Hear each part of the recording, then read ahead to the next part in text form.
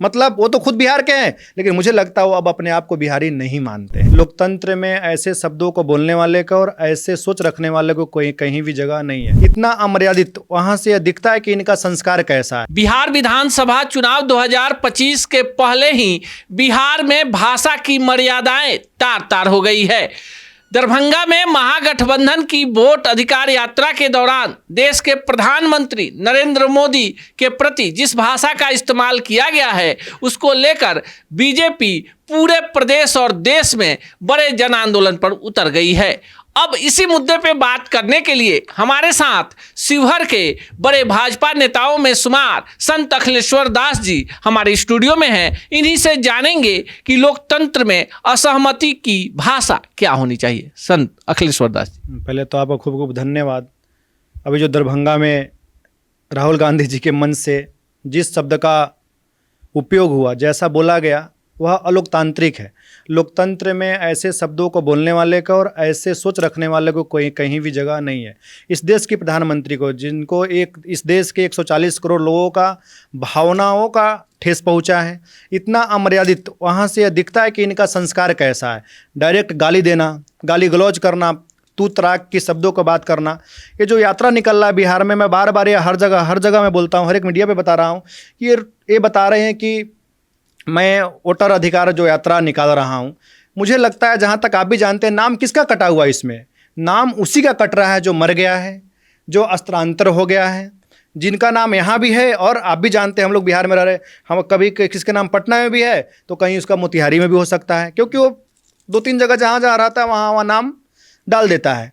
और ये बोल रहे कि हम संविधान के लिए कर रहे हैं, और गैर संविधानी बर्ताव अपने मंचों से गाली गलौज करना, वो भी विश्व के सबसे लोकप्रिय नेता प्रधानमंत्री जी के, और वो भी उनके माता जी को, जो आज से कुछ वर्ष पहले देहांत हो गए, मरे हुए लोगों को। और ये प्रधानमंत्री जी के माँ को नहीं, ये पूरे 140 करोड़ देशवासियों की भावनाओं को आहत हुआ है। और यह बिहार है, यह इनकी जो जिस प्रकार से शब्द का उपयोग किए हैं, उनका जवाब आने वाला विधानसभा चुनाव में बिहार की जनता अपने लोकतांत्रिक भाषा में वोट के द्वारा इनको जवाब देगी। लेकिन एक बड़ी बात कि जिस तरह की भाषा का इस्तेमाल हुआ है, उसके बाद ये आशा की जा रही थी कि महागठबंधन की तरफ से इस पर खेद व्यक्त किया जाए। दूसरी तरफ बीजेपी की तरफ से प्राथमिकी दर्ज हो गई। दिल्ली से लेकर पटना तक और तमाम जगहों पर जो नेता हैं, इसको लेकर विरोध प्रदर्शन कर रहे हैं, दोषियों पर कार्रवाई की मांग कर रहे हैं। अभी कुछ समय पहले ही मीडिया प्रभारी हमारे बिहार भाजपा के, उन्होंने प्राथमिकी दर्ज कराया है, अभी आवेदन दिया है, अभी आप ही के सोशल मीडिया साइट पे हमने देखा है।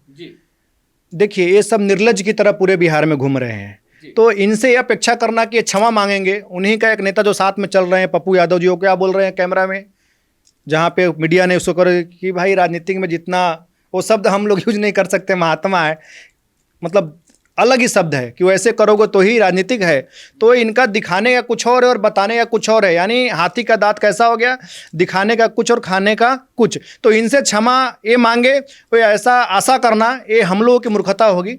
इनके खिलाफ आने वाला चुनाव में वोट के माध्यम से जनता जवाब देगी। देखिए, बिहार में नाम मैं पहले बता रहा हूँ कि कट उसका ही रहा है जो मर गए हैं, जो 2-4 जगह हैं, और इनको पता है कि चुनाव हार रहे हैं। तो चुनाव हारने में ठिकरा किस पे बोल दीजिए ना कि जो एक खास वर्ग के हैं, जैसा कि राहुल गांधी बोल रहे हैं, तेजस्वी यादव बोल रहे हैं, एक खास समुदाय के हैं जिन्हें आप लोग बांग्लादेशी बता रहे हैं। अरे बिल्कुल है, हम अब आप भारत में रहेंगे तो ही तो आपका अधिकार है। इस देश में, इस राज्य में सरकार चुनने का अधिकार उसी को हो ना जो भारत का हो। अब बांग्लादेश से म्यांमार के लेकर मुसलमानों को लाकर बसा दीजिएगा और आप बोलिएगा उसका नाम नहीं कटे। कहाँ से? पूर्णिया, आप जो किशनगंज की तरफ जो हुआ है सीमांचल में, यहाँ 100 लोग और उसका 150 आधार कार्ड कहाँ से बन गया, किस आधार पे बन गया? पूरा बोकस है। तो आप बोल रहे वोट चोरी, कहाँ से वोट चोरी हो गया? आज बिहार में 72 लाख लोगों को नाम कटा है, उसमें से बहुत सारे लोग आज भी बांग्लादेशी, और वोट उसी का कटा है। आप चिल्ला रहे हैं क्योंकि आपके परंपरागत वोट था, वो आपको वोट देते थे, इसलिए बिहार जाग चुका है। अब ऐसा कुछ चलने वाला नहीं है। आप इस तरह करके दूसरे देशों को वोटर बनाकर आप नहीं चला सकते हैं। आप हारने के कगार पे आप हार रहे हैं। हार के डर से आप यहाँ पहले ही दावा ठोक रहे हैं कि वोट चोरी हो रहा है। वोट चोरी का कोई विषय ही नहीं है सर, यहाँ तो हार रहे हैं। ठिकरा किस पे फोड़ेंगे? तो ठिकरा फोड़ने के लिए चुनाव आयोग मिल गया, और बाद में फिर एपीसी करेंगे। मान लिया चोरी हो रहा है तो आपका सरकार हिमाचल में है। लेकिन हम जिस मुद्दे पे हैं उसी मुद्दे पे आते हैं। देश के प्रधानमंत्री जो होते हैं, क्या भाजपा के प्रधानमंत्री इस देश में अलग हैं, कांग्रेस के अलग हैं, या देश के अलग अलग धर्मों के लिए अलग अलग प्रधानमंत्री? नहीं, देखिए अनूप जी, देश का प्रधानमंत्री वो किसी दल और किसी पार्टी का नहीं होता है। वो संवैधानिक पद है, राज्य का मुख्यमंत्री एक किसी पार्टी का नहीं हो, संवैधानिक पद है।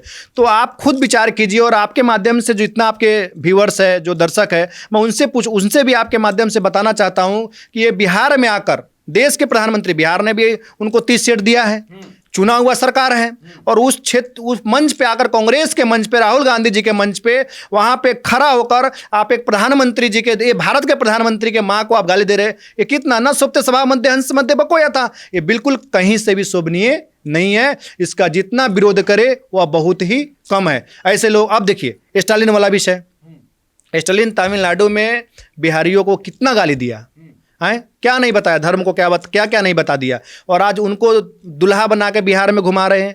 आप रेवंता रेड्डी को देखिए, मजदूर की फैक्ट्री तक बता दिया गया। आप क्या कर रहे हैं, यानी बिहार के लोगों को मान सम्मान तेजस्वी जी खुद ही, मतलब वो तो खुद बिहार के हैं, लेकिन मुझे लगता है वो अब अपने आप को बिहारी नहीं मानते हैं। अगर वो बिहारी समझते थे तो फिर वो रेवंता रेड्डी के साथ, स्टालिन के साथ मन साझा नहीं करते थे। चलिए, तेजस्वी यादव खुद को बिहारी नहीं मानते, और प्रधानमंत्री की माताजी को लेकर दरभंगा में जिस तरह की आपत्तिजनक बातें हुई है, संत अखिलेश्वर दास जी इसे अक्षम्य अपराध मानते हैं, और जो कुछ भी हो रहा है इसे लोकतंत्र के लिए शुभ संकेत नहीं मानते।